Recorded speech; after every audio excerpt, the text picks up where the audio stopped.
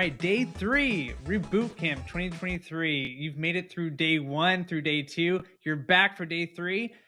I think that we can safely say this is becoming a good habit now. We're getting some traction. Once again, we are back with Kyle Christensen, founder of K7 Leadership.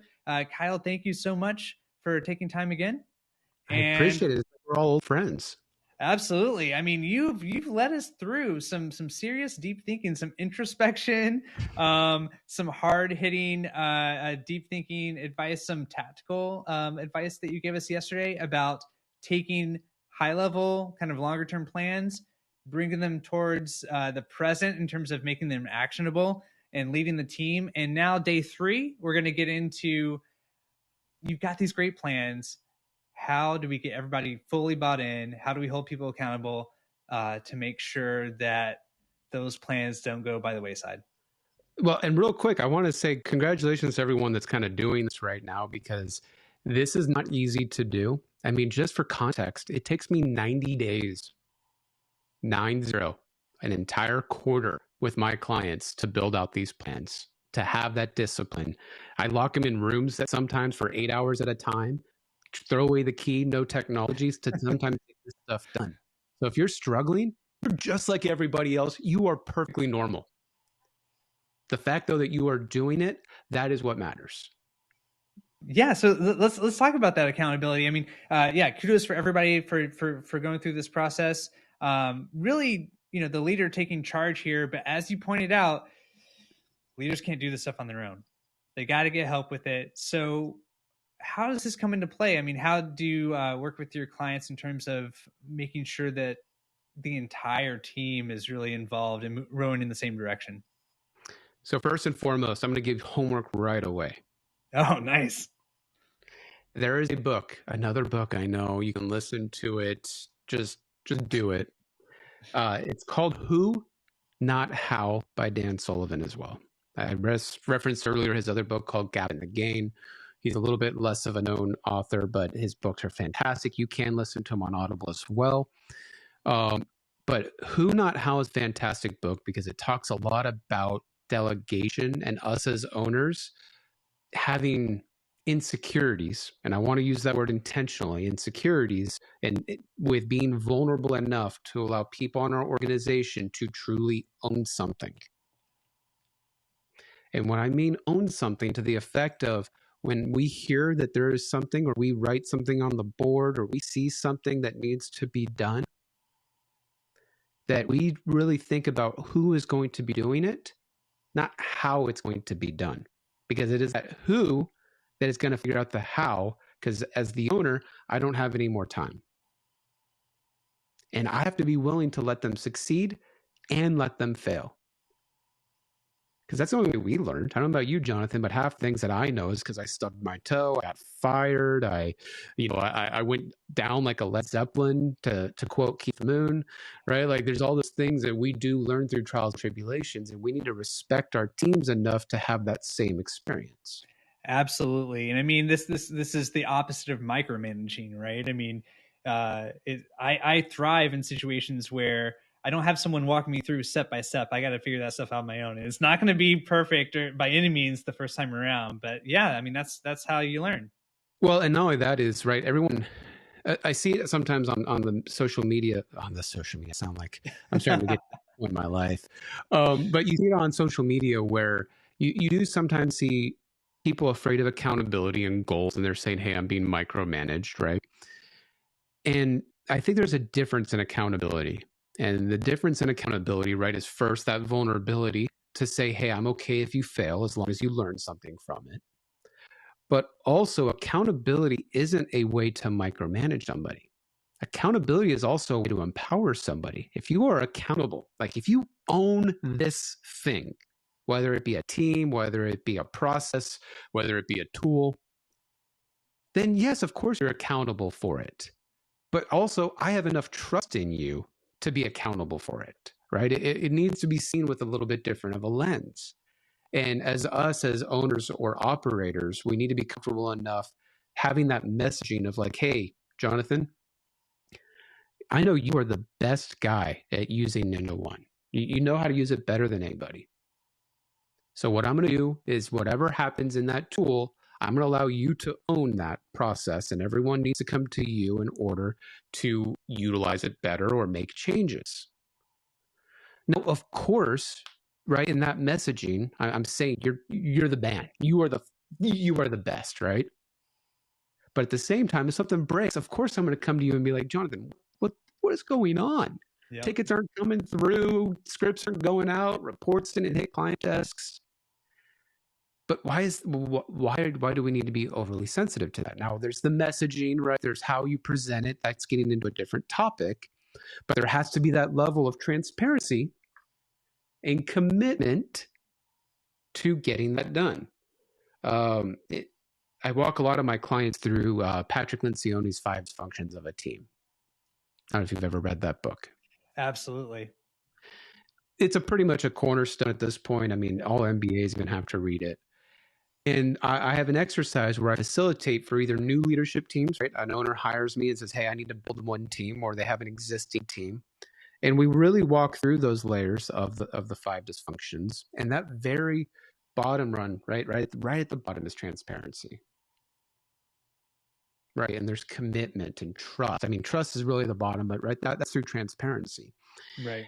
And having that trust goes so long because, right, we have to be committed to each other. We have to be working through the same processes. We have to, right, have built the objectives for the next 3 years together.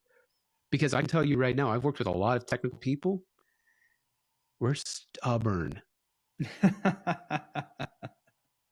And the second someone comes to me and says, Kyle, you're going to do this because I said so, I can tell you right now, if I was on my own YouTube series right now, I'd be saying some words that would be a little discolorful. So, right, in knowing that, right, like being able to find a mechanism to where you trust people to succeed, but you also trust them to fail, but fail gracefully. So, right, the initial topic, right, at the end of the day is how do you start to plan on keeping these things accountable? How do you keep people disciplined? And how do you make sure you delegate and have that transparency with your team? I can tell you one of the things I did with my MSP, one of the MSP I operated, we had about 75, 80 employees at the time that I instated this. I walked and I'm not saying I learned this through obviously my own failures. I started to develop a process where I onboard a new employee. I walked every single employee. I don't care what your title, what your rank, how much you make. I walked them all through 2 things. 1, the business plan. Day 1, hour 2, because hour 1 was HR, on, hey, here's our objective. Here's what we're marching towards. Here's what we are relentless about. And also that relentlessness needs to be a quality that you have. Because if you don't, right, you might not be successful in this team, or you may not like the culture here. And that's okay. Right? At the end of the day, that is okay. The second thing, I actually taught them the MSP business model. I walked through how we got clients, how we went to events, how much we charged, what our margins were, what profitability we needed, what profitability was spent on. Right? Because I didn't want, when my service managers were going to an employee and saying, hey, our margins are suffering, we need to figure out how to fix this, for everyone to be like, you're making more money, right? I wanted to break down those barriers. And that is so important, right? Because in a business, obviously, we need to make a profit, right? Everyone's heard the saying, if you're not growing, you're dying. So that we could always be committed to the same goal of the company. And I'm not going to lie, I had some employees where I went through the business model, they would roll their eyes. And in the back of my mind, I'm like, you're not going to last longer than 120 days. Because, right, we were transparent about the messaging. They would have their own team meetings about, guys, last month we had 4 clients that we lost money on. And then rather than having the, why do I care sentiment, right, it was the, oh, crap, what can we do to fix this? Yeah. Because everyone needs to be on the bus with marching forward. Well, I think to your point, it helps people feel like they are more invested. They can be more involved. They're part of this thing. And it also, I would imagine, removes some tendency for arguments or anything you can point to, this is why we're making this decision. It's Well, and if clear there is and an argument, transparent to right? everyone. And so this is Exactly why right. it's not, yeah. And you're not afraid of conflict, right? That second tier of Patrick Lencioni's 5 dysfunctions is conflict is good. And if someone's going to challenge an idea, a construct, status quo, whatever, I can respect that it's probably because you have a passion to positively affect something. I don't need to take it personally. Most of my clients, I set the expectation for 2 things. And this might be hard for some to hear, because when you're going through this process, it's not easy, especially for you as an owner, because you may feel like your business is maturing, and maturity can be scary because it might be not all, rainbows and flowers.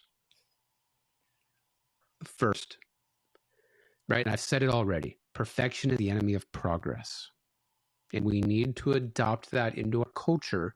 Because like we said, right? I need to trust people to fail. I think we said that both this video and the last one, Jonathan.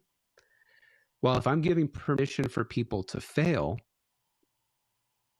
then obviously that's not perfection. So, right, that they're almost, they go hand in hand. Of, as an owner, if I'm really afraid to bring on a leadership team or bring on another manager or director or whatever your size is, I got to be comfortable with them sometimes making decisions without having all of the knowledge, all of the education, or all of the data. Right? You don't need to go on sometimes to Reddit and make a post of what should I do next, right? You can have the ability of let's just try this, and if it doesn't work, we'll try something else. And that's, to me, kind of the root of best practice almost being handcuffs, going back to our first video, because best practice sometimes just tells you someone else's good idea, right? There's Right. good ideas, but it was for their business model. That doesn't mean it was your business model. So you may adopt their best practice, and next thing you know, wonder why all your margin's on, because it required a totally different organizational structure. Right. Right. Product, different offering.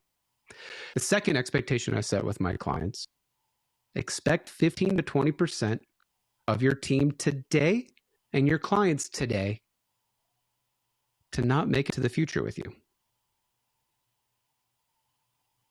I'm going to say that again. 15 to 20% of your employees and customers will churn during this process. That's got to be painful to hear. That's got to send some heart rates up a little bit. Totally, right? Because what do you hear complaints about right now? Recruitment's hard. Finding clients is hard. Maintaining employees is difficult. But the first time you try to hold somebody accountable, because, right, you're committed, we're disciplined, we've written this business plan, I want to get an ROI from all the hours I sunk into this process. The first time you try to hold someone accountable, I guarantee you, right, they're going to be a brick wall. And I don't want to do that, boss. Stop micromanaging me. The client's going to go, oh, that's too expensive. I don't want to do that. And I think we used the example in the first video, Jonathan, of, right, next thing you know, you knee jerk, you change all that process back. Yep. But how are you going to change? How are you going to improve if we're not willing to hold these things accountable? Accountability is tough. I'm going to be the very first to admit. I mean, there is a level to where holding someone accountable is a level of discipline that isn't fun, especially when it's in a negative context. Whether that means a client relationship now is on the rungs, or an employee potentially needs to leave on their own volition, or the one that I've, told them. But you got to think, the company I want to be tomorrow is not the company I was yesterday. That employee signed up with the company from yesterday. That client signed up for the company of yesterday. It's 100% human and okay if they don't like the company you want to be tomorrow. So don't take it personally. Make it amicable. Hey, Mr. Customer, unfortunately, that's just the route we're going. These are the margins we need to sustain the growth we're looking to achieve. We will find a way to amicably work this together, right? Same with the employee. I had employees, and I've worked with plenty of clients where we help them find jobs. We write them letters of recommendation. We don't want to make it weird and heated now that I got to secretly find a way to either one, allow the employee to quiet quit, or by it fire them. Right. Right. Those exist a lot of times because our maturity isn't enough to hold them accountable. And to me, a lot of times I call bullshit with this stuff. because it means you're not intentional in running your business. And there's a cool thing that you can do. Have you ever heard of Clifton Strengths or at No. all? Mm-mm. I love this concept. I know a lot of us like DISC and a lot of us like Myers-Briggs, but what's cool about Clifton Strengths is it simply goes, what are 5 traits you have as a person that are your strengths? What, like, if you have a gut check and you have these 5 qualities, what are you just like, I don't need to think about it, it's reflex. And when you think about it in those terms, and what I love how they kind of walk you through this exercise, is it also allows you to think of what you're not good at. And if you're not good at it, you're probably not disciplined at it. You're probably not motivated by it. So why try to be macho and work on your weaknesses rather than leverage your strengths? So if you're not good at managing people, and this is my example for this, if your service manager was your tier 3 engineer and he's never managed people before, and if you truly gave him a job description that is managing services, profitability, budgets, people, client satisfaction, are his strengths those 4 things? So if he's failing at managing services, is it because, 1, he was the easy person to put in that seat? Not any detriment to him, right? He's a smart human being that's great at technical evaluation. But 2, was that the right objective for us to hit our goals? So sometimes you even see in this process, you start to evaluate and go, hey, if my goal is to really increase the margins of my services and I need really good budget management and people management, again, I'll reference that video for this example for my profitability topic, then maybe they need to go back to like a tier 3 or an internal sysadmin seat because that's their skill, that's their strength. Same with accountability. I know many owners of MSPs that get into that 15, 20, $25 million mark where they are now 150, 200, 300 employees. They are not the CEO of a company that large. They don't have strengths to hold that accountable. So they even have to do their own soul searching to go, do I need to hire a second in command to do a lot of this accountability and growth? Right? I think you said the word traction earlier, right? Entrepreneurial operating system, I was a coach for that for years. You know, the integrator idea was someone that is skilled at keeping the rubber on the road. If that's not you and you're the entrepreneur with all these ideas and tasks, the last thing you want to do is be in a company that needs to farm. So to me, right, and a lot of this goes into structured accountability, structured means, structured KPIs that allow someone to know that they are doing what they're expected to do so that they can decide to pivot if they need to, not you having to dictate that they need to pivot. It seems like a lot of this too, just to kind of round the corner here and start to take us home. You brought up that word intentional, and you also pointed out, you want to get ROI from this whole process. I mean, as we pointed out, these are not easy things. If you're expecting to start reboot camp, this is boot camp, right? These things are tough, but they're necessary. And I think you would probably argue, right? Like if you're not being serious about this, this is your business. What else are you going to be doing with it? So having that intentionality, putting the time into it, I like that idea of that it forces you then, I do want ROI from this. I put in a lot of time. I'm serious about this. And so I need to get something out of it. I need to take it seriously. Honestly, it's why for me, right, as a business coach, I can guarantee my clients 20% year over year growth. I can guarantee my clients, if they really want to, 2-3x their growth, because I've done it 4 times myself. I've been a turnaround guy the last 20 years. But it's that intentionality and that discipline. So when my clients come on board, I can guarantee that ROI because I'm like, hey, as long as we have this intention, we have this plan, we have this accountability, as long as we put fuel in the tank and we respect the plan and we're committed, right? Let's go to the top tier of that 5 dysfunctions of a team. It's going to happen. Now, it may not be the same people. It may not be the same look and feel. You may not have the same product or pricing, but you're going to get there. It's just being intentionality, discipline. They kind of go hand in hand because that is what is going to change your business and grow you. Kyle, I can't think of a better way to kick this off to kick off the year, to kick off your boot camp. Thank you so much for doing this. And thank you, everyone watching this. That was day 3. We're really in it now. Hopefully you've enjoyed what you've been watching. We got a lot more good stuff for us coming down the pipe. But Kyle, thank you so much again. No problem. And if anyone needs any help, I'm sure we'll put some links down there on how to get in touch with me. I'm always up for hopping on a quick Zoom call and just, walking through these things. You're the man. Thank you for being the real deal, sir. And thank you for sharing all of your insight with us. No problem, Jonathan. Everybody, thank you very much for your time, and thanks for listening to me banter.